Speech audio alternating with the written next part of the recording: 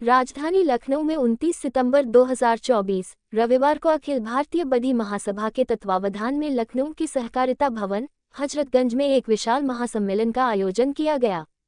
इस सम्मेलन की अध्यक्षता अखिल भारतीय बधी महासभा के राष्ट्रीय अध्यक्ष श्री विश्राम शर्मा ने की।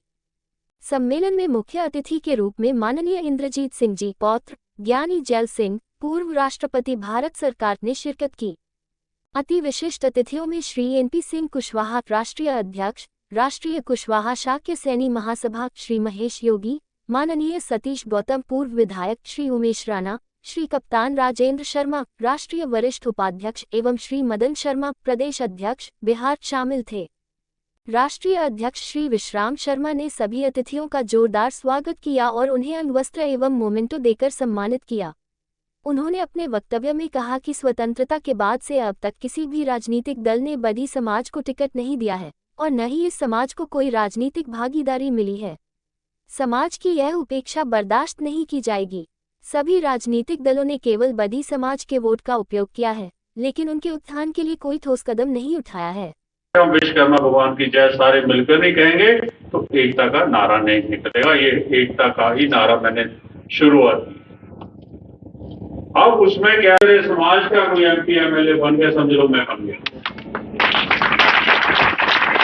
और इसका मकसद है, मैं आपको 3 मकसद इसके हैं। आज राजधानी लखनऊ में अखिल भारतीय बढ़ई महासभा का एक विशाल सम्मेलन है, जहां पर राजनीति में बढ़ई समाज की भागीदारी को लेकर चर्चा की गई। क्या कुछ कहेंगे और इस सम्मेलन के बारे में?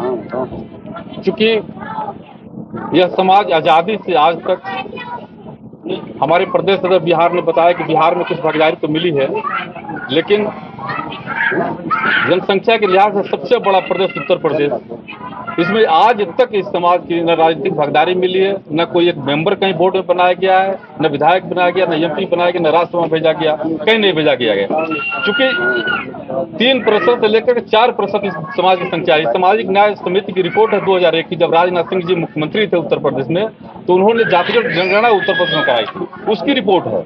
अभी तो संख्या बढ़ चुकी है, लेकिन ये राजनीतिक पार्टियां, चाहे कांग्रेस हो, चाहे सपा हो, चाहे बहुजन हो, चाहे भाजपा हो, मैं सभी राजनीतिक पार्टियों की बात करता हूं, किसी ने भी इस समाज की तरफ ध्यान नहीं दिया है। इसलिए अब हम लोग संगठित होकर के आप लोगों के माध्यम से और जनता को हम लोग संगठित कर रहे हैं कि अब ये अधिकार ऐसे नहीं मिलेगा जब तक हम लोग आंदोलित नहीं होंगे, तब तक अधिकार। क्या कारण है कि आपके समाज के लोग क्यों खुद से राजनीति में आगे नहीं बढ़ रहे हैं, आगे अभी तक कोई दिलचस्पी नहीं दिखा रहे थे? समाज पहले से मजदूर वर्ग रहा है, इसके पास न खेती थी न नौकरी थी, ये कमजोर रहा और इसको राजनीतिक भागीदारी न मिलने से ये और कमजोर होता गया। जो इसके रोजगार थे वो भी बड़ी बड़ी कंपनी आकर के रोजगार को छीन ली, तो एकदम बेरोजगारी के कगार पे। जब बेरोजगार आदमी जो खाने के लिए मुहताज हो, वो राजनीति क्या करेगा? तो ऐसी कंडीशन में जब राजनीतिक पार्टियां जब टिकट देंगी तो उनके पार्टी सिंबल पे लड़ करके समाज आगे बढ़ जाएगा। अच्छा, तो आगे की क्या भविष्य की रणनीतियां रहेंगी? अब वो इसी पर चर्चा हुई है। पार्टी के साथ मिलकर या इंडिपेंडेंटली आप चुनाव? अभी संगठन की बात हो रही है, संगठन जो निर्णय करेगा हम लोग आगे के चुनाव में देखेंगे। अगर टिकट पार्टियां नहीं देगी तो हम लोग विरोध करेंगे या उसके बाद कुछ निर्णय लिया जाए कि हम लोग आगे क्या करेंगे। ठीक। आज 29 सितंबर 2024 को लखनऊ के सहकारिता भवन में समाज का एक बहुत विशाल सम्मेलन आयोजित किया गया। इसमें पूरे देश के लगभग सभी प्रांतों से गणमान्य लोग पधारे। विशेष करके लखनऊ के आसपास के जनपदों के पदाधिकारी, प्रदेश पदाधिकारी, जिला पदाधिकारी बहुत भारी संख्या में उपस्थित रहे। मैं श्रवण कुमार शर्मा, प्रदेश सचिव उत्तर प्रदेश, गोला गोकर्णनाथ लखीमपुर खीरी से, हमारे साथ में श्री विद्याधर शर्मा जी,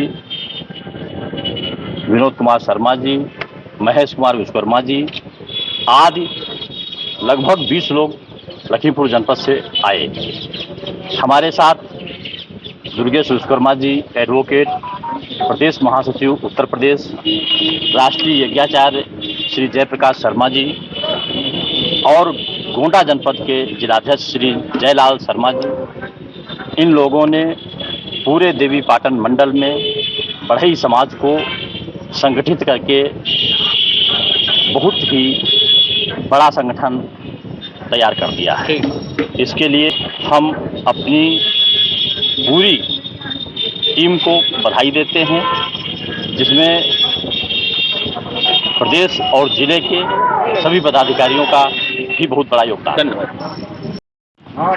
अपना परिचय देते हुए बताइए, सम्मेलन जो हो रहा है इसके विषय में क्या करें? मैं झारखंड युवा एकता संगठन का दिल्ली से प्रधान संचालक हूँ। मैं निरंतर अपने समाज सेवा में लगे रहता हूँ और हमारा समाज कैसे संस्कृत हो, कैसे राजनीतिक भागीदारी लोगों को और अपने समाज को दिला सकूँ, इसके लिए मैं निश्चित कार्य कर रहा हूँ। मैं निश्चित और अपने समाज को आगे बढ़ाने में लगे हूँ। हमारे समाज आगे कैसे बढ़े, इसी को लेकर मैं दिन रात लगे रहता हूँ। हमारे समाज तमाम अपने व्यक्ति को जो आज भी राजनीतिक भागीदारी मिले। सर, लगभग कितने लोग इकट्ठा हुए हैं समाज के? सर, तमाम ये अभी 2 राज्यों में रिप्रेजेंट कर रहे हैं अपने आप को। ये मैं थोड़ा सा ब्रीफिंग करना चाहूँगा, क्योंकि अपना प्रशंसा खुद अपने से करना बेटर नहीं होता है। तो ये उमेश प्रसाद राणा, तमाम इनका संगठन भी चलता है, क्योंकि झारखंड युवा एकता संगठन में प्रधान संरक्षक हैं और दिल्ली और झारखंड में खास करके इनकी अपनी संस्था को इस तरह से विस्तृत किए हुए हैं और अपने समाज को आगे बढ़ाने के लिए निरंतर काम कर रहे हैं। ये खास करके जो भी दिल्ली से में आ रहे हैं, झारखंड प्रदेश में से लेकर के, चाहे वो मजदूर तबके के हो, उद्योगपति हो, तमाम ये राजनीतिक से लेकर के एक मजदूर तक लोगों को कोऑपरेट करते हैं और इनका मेन मेंटलिटी यही है कि समाज मेरा कैसे आगे बढ़े। तो बिंदुओं पे आज चर्चा हो, मुख्य बिंदुओं पे जहां तक चर्चा है और कि एक समानता का अधिकार मिले, समानता का अधिकार की जो इनकी मैंने एक तरह से समझिए कि हमारे समाज में जिनकी कम सहभागिता है, कम पॉपुलेशन है, वो भी आज राजनीतिक क्षेत्र में अहम रोल निभा रहे हैं, पर हमारी समाज को उचित जगह नहीं मिल पा रहा है, जिसके कारण हम लोग निरंतर कोशिश कर रहे हैं कि देश प्रदेश नहीं, राष्ट्रीय स्तर पर भी, ताकि एक तरह से सेंट्रल गवर्नमेंट में भी एक मैसेज जाए कि हमारी समाज को कैसे एक उचित सहभागिता मिले, चाहे वो राजनीतिक क्षेत्र हो या किसी क्षेत्र में भी हो। उसमें हमारा निरंतर यही रहेगा कि अपने समाज को जब तक मैं एक समानता का अधिकार न दिला पाऊं, तब तक निरंतर हमारी ये समाज के लिए अपने आप को न्यौछावर करता रहूंगा।